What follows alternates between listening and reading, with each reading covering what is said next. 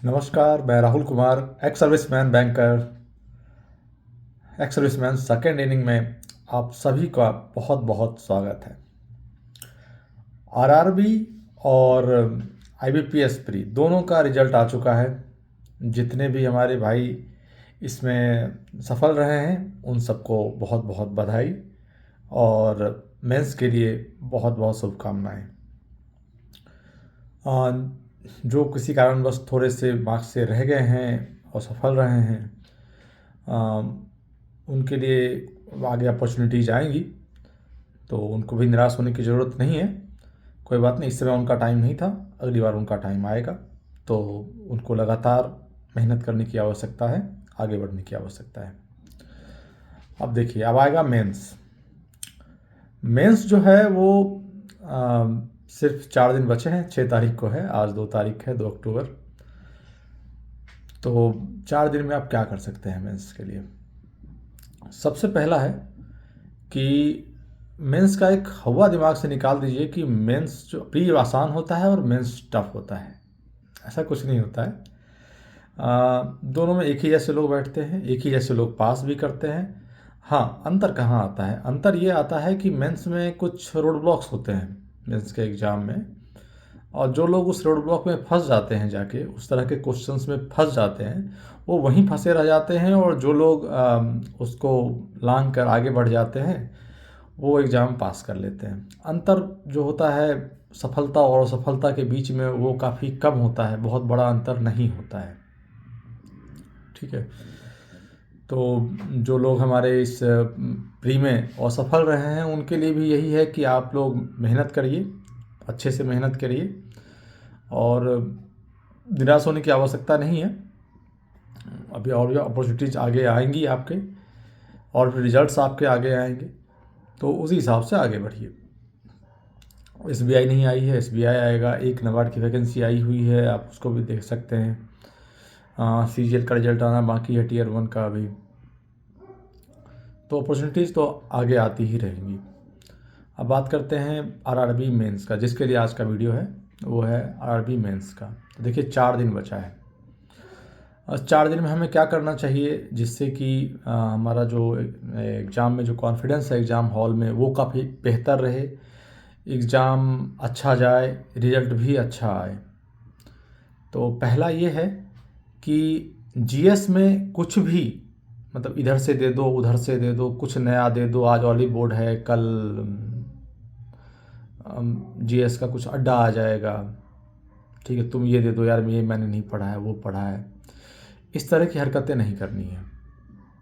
आपने जो पढ़ा है ऑलरेडी पिछले 20-22 दिनों में, उसी पर स्टिक रहिए, उसको रिवाइज कीजिए अच्छे से।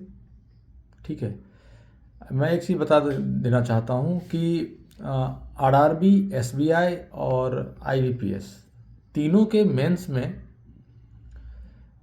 एक चीज़ ही है जो कॉमन रहती है, जिसका डिफ़िकल्टी लेवल कॉमन होता है, वो है जीएस। बाकी में डिफ़िकल्टी में थोड़ा ऊपर नीचे तीनों एग्ज़ाम में अलग अलग है। ठीक है। जीएस किसी भी एग्ज़ाम में इजी नहीं आता है। अगर कोई इंडेक्स पूछा गया है नेशनल इंटरनेशनल लेवल का, तो उसमें ये नहीं पूछा जाएगा कि इंडिया का क्या नंबर है या पहला नंबर कौन सा है। उसमें पहले एक जानकारी दी जाएगी कि इंडिया का नंबर इतना है, तो पहले नंबर पे कौन है। या ये बताया जाएगा कि इंडिया का नंबर इतना है, तो किस देश ने जारी किया है। ठीक है, ये कौन सी संस्था है और ये किस देश से है। ठीक है, इस तरह से जानकारी दी जाएगी। मतलब आपको क्वेश्चन पढ़ने पे लगेगा कि यार मैंने कहीं पढ़ा तो है, एग्जैक्ट पिन पॉइंट नहीं कर पा रहा हूँ कि आंसर क्या है। और इस डेस्परेशन में कि आपने पढ़ा है, आप तुक्का मार के कुछ भी आ जाएंगे उस पर। ठीक है। तो इसीलिए जो भी आपने ऑलरेडी पढ़ा है उसी को रिवाइज कीजिए, लाइन बाय लाइन रिवाइज कीजिए। ठीक है।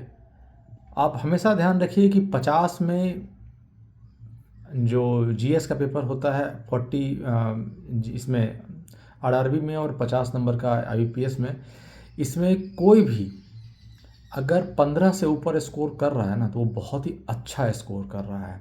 आपको सेक्शनल देख के पता चलेगा कि सबसे कम सेक्शनल जो है वो जीएस का ही क्यों है।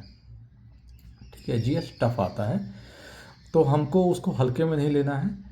और ज़्यादा पढ़ना भी नहीं, ज़्यादा स्ट्रेस भी नहीं देना है कि यार जीएस नहीं हो पाएगा तो पेपर नहीं हो पाएगा। ठीक है, पेपर बहुत ज़्यादा समय रहता है, जीएस तो हार्डली एक छोटा सा सेक्शन है उसका, पेपर में और भी बहुत कुछ है जो जो आपको मेरिट में लेके जाएगा। ठीक है, तो जीएस को हवा नहीं बनाना है और ना ही नया नया ढूंढना है पढ़ने के लिए।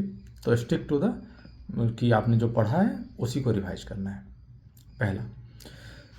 दूसरा कंप्यूटर, उसके लिए भी सेम है। हाँ, कंप्यूटर में ये है कि आपने बहुत सालों से काम किया है, पहले से भी कुछ नॉलेज होगा।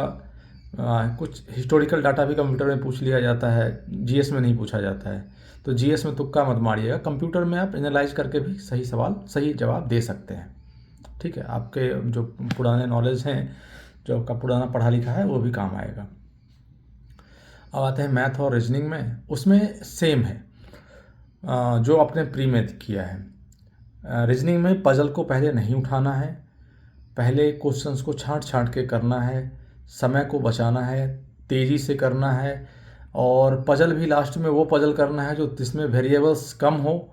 देखिए, जब ढूंढिएगा आप तो आपको सिंगल वेरिएबल वाले तो मुश्किल है कि मेंस में मिले, पर 2 वेरिएबल वाले आपको मिल जाएंगे, 2-3 पजल्स। आपको सिर्फ वही करने हैं जिसमें 2 से ज़्यादा वेरिएबल हों, उसको हाथ ही नहीं लगाना है।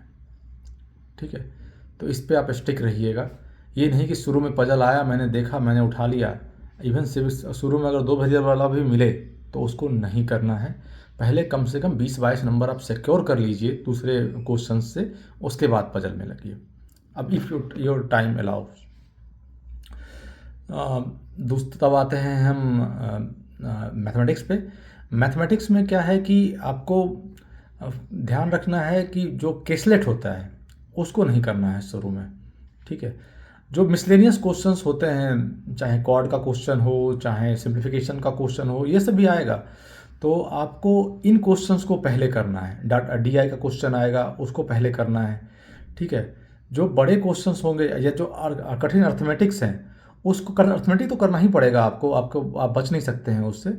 ठीक है, पर उसको आखिरी में करना है, क्योंकि अर्थमेटिक जो होता है आमतौर पर एक क्वेश्चन जो है वो 1 से 1.5 मिनट ले लेता है, तो इतना टाइम नहीं है आपके पास करने के लिए। तो शुरू में जो मिसलेनियस होता है 20-22 नंबर का, वो आपको कर लेना है पहले, उसके बाद आप अर्थमेटिक पे लगिए। ठीक है, स्पीड बनाए रखनी है, स्पीड बहुत मायने रखता है प्री की तरह ही आरआरबी के मेंस में ही, क्योंकि क्वेश्चंस जो होते हैं डुएबल होते हैं, हर कोई बनाता है। इसीलिए इसमें नॉलेज उतना ज़रूरी नहीं है जितना कि ज़्यादा स्पीड की ज़रूरत होती है। तो आप स्पीड मतलब एग्ज़ाम हॉल में आप कम नहीं कर सकते हैं, बिल्कुल प्री की तरह ही आपको स्पीड को बना के रखना है। अब आते हैं इंग्लिश या हिंदी पे, इसमें आपका चॉइस है। आप इसमें आप सारा क्वेश्चन कर लीजिएगा, टाइम आपको सफिशिएंट मिलेगा। जो लोग हिंदी वाले हैं वो काइंडली हिंदी पे ही स्टिक रहें, क्योंकि इंग्लिश थोड़ा रिस्की हो जाता है, हिंदी उतना रिस्की नहीं होता है, और इससे कोई फ़र्क नहीं पड़ता है आप हिंदी लेते हैं या इंग्लिश लेते हैं, मार्क्स दोनों के बराबर होते हैं, और आपको मार्क्स से ही मतलब है, क्योंकि इसका जो सर्टिफिकेट है ये कोई आईआईटी या आईएम का नहीं है कि जो आप बाद में दिखाएंगे कि मैं इतना नंबर लेकर आया था। जॉब बराबर है, चाहे कोई 150 लाए तो भी वो कलर की रहेगा, चाहे वो 90 लेके पास हो तब भी वो कलर की रहेगा।